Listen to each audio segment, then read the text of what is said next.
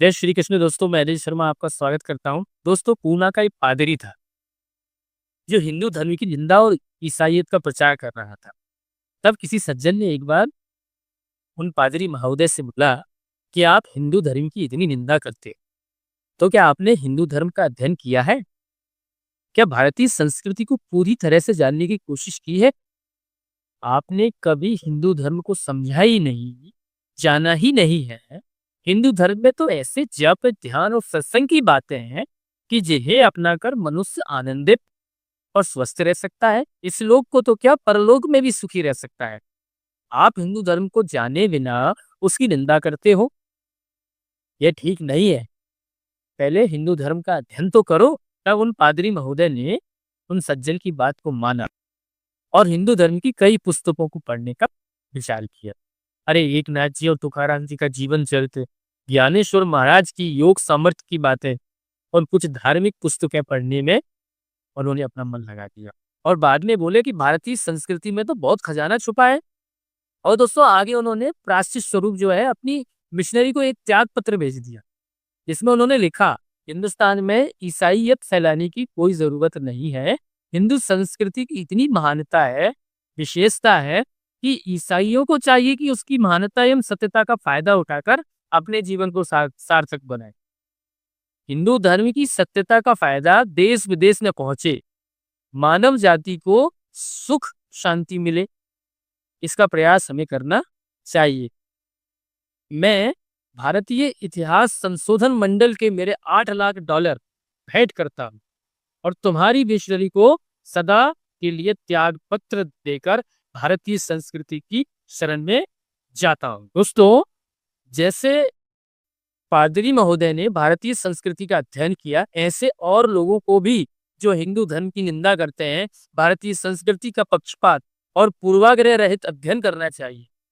मनुष्य की सुषुप्त शक्तियों को जगाकर संसार में सुख, शांति, आनंद, प्रसन्नता का प्रचार प्रसार करना चाहिए।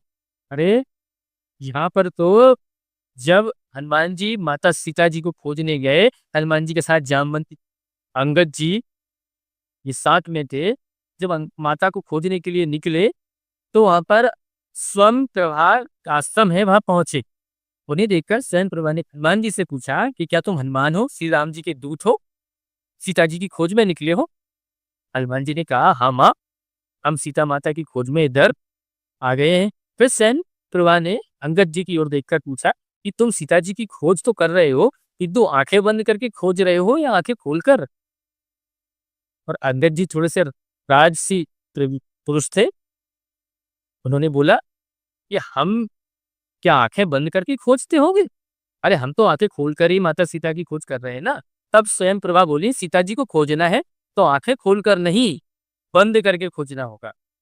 सीता जी अर्थात भगवान की अर्धांगिनी सीता जी, यानी ब्रह्म विद्या, आत्म विद्या, ब्रह्म विद्या को खोजना है तो आंखें खोलकर नहीं, आंखें बंद करके ही खोजना पड़ेगा।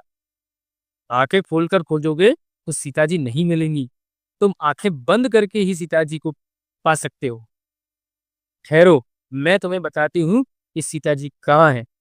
स्वयं प्रभा जी ने ध्यान लगाया और ध्यान करके बताया कि सीता जी यहाँ कहीं भी नहीं है, वो सागर के पार लंका में है, शोक वाटिका में बैठी हैं और राक्षसियों से घिरी हैं। उनमें त्रिजटा नामक राक्षसी है, जो रावण की सेविका किंतु सीता जी की भक्त बन गई है। सीता जी वहीं रहती है। अब भैया बानर सोचने लगे कि भगवान राम ने तो एक ही महीने के अंदर सीता माता का पता लगाने के लिए कहा था। अरे, अभी 3 सप्ताह तो निकल चुका है, 3 सप्ताह से ज्यादा का समय हो चुका है। अब हम वापस क्या मुंह लेके जाएं? सागर तट पहुंचते पहुंचते कई दिन लग जाएंगे। अब क्या करें? अच्छा, इस बात को स्वयं प्रभा जी समझ गई कि ये क्या सोच रहे हैं। उनकी मन की बात जान गई वो। जब स्वयं प्रभा जी ने उनकी मन की बात को जाना, तो उन्हें बोला कि चिंता मत करो, अपनी आंखें बंद करो, मैं योग बल से एक क्षण में तुम्हें वहां पहुंचा दूंगी।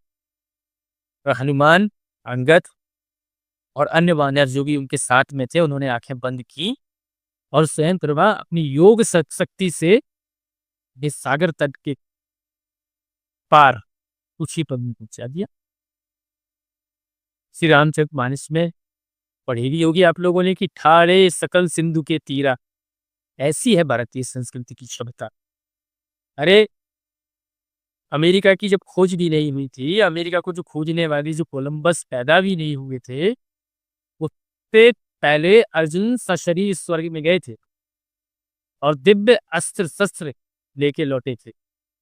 पर काया प्रवेश विद्या, अष्ट सिद्धि विद्या एवं नवनिधि प्राप्त करने वाली योग विद्या और जीते जी जीव को ब्रह्म बनाने वाली ब्रह्म विद्या यह भारतीय संस्कृति की देन है। अन्य जगह यह नहीं मिलती। भारतीय संस्कृति की जो लोग आलोचना करते हैं उन विचारों को तो पता भी नहीं है कि भारतीय संस्कृति कितनी महान है। गुरु तेग बहादुर बोलियो, सुनो सीखो बड़भागियों, धड़ दीजिए धर्म न छोड़िए। यवनों ने गुरु गोविंद सिंह के बेटों से कहा कि तुम लोग धर्म बदल लो, नहीं तो हम तुम्हें जिंदा दीवार में चिनवा देंगे। बेटे बोले, हम अपने प्राण दे सकते हैं लेकिन अपना धर्म नहीं त्याग सकते। उन दोनों को जीते जी दीवार में चिनवा दिया। जब कारीगर उन्हीं दीवारों में चिनने लगे, तब बड़ा भाई पूछता है कि धर्म के नाम यदि हमें मानना भी पड़ता है ना, तो पहले मेरी ओर ईंटें बढ़ा दो ताकि मैं छोटे भाई की मृत्यु न देख सकूं। और छोटा भाई बोलता है कि नहीं, पहले मेरी और अधिक ईंटें बढ़ा दो ताकि मैं पहले जा सकूं। क्या साहसी थे, क्या वीर थे। वीरता के साथ अपने जीवन का बलिदान कर दिया कि तू धर्म न छोड़ा। और आजकल के लोग अपने धर्म और अपनी संस्कृति को ही भूलते जा रहे हैं। भगवान श्री कृष्ण कहते हैं कि स्वधर्मे निधनम स्वे परधर्मो भयावह। अपने धर्म में मर जाना अच्छा है, पराया धर्म दुख देने वाला है, भयावह है, नरकों में डालने वाला है। इसलिए अपने ही धर्म में, अपनी ही संस्कृति में जो जीता है उसी की शोभा है और वही जीवन में सफल होता है। दोस्तों, वीडियो को आप ज़्यादा से ज़्यादा लोगों तक शेयर करें और भारतीय संस्कृति के बारे में जो एक छोटी बुद्धि के अनुसार मैं बता पाया हूँ, वो मैंने आपको बताया है। ये धर्म तो बहुत बड़ा है, संस्कृति बहुत बड़ी है। इसको इस 5-10 मिनट की वीडियो में समाना पाना बड़ा मुश्किल है तो शेयर करिएगा और कोशिश करिए कि ज़्यादा से ज़्यादा जी लोग, ताकि हमारी संस्कृति के बारे में थोड़ा बहुत जो ज्ञान है वो लोगों तक पहुँच पाए। जय श्री कृष्ण।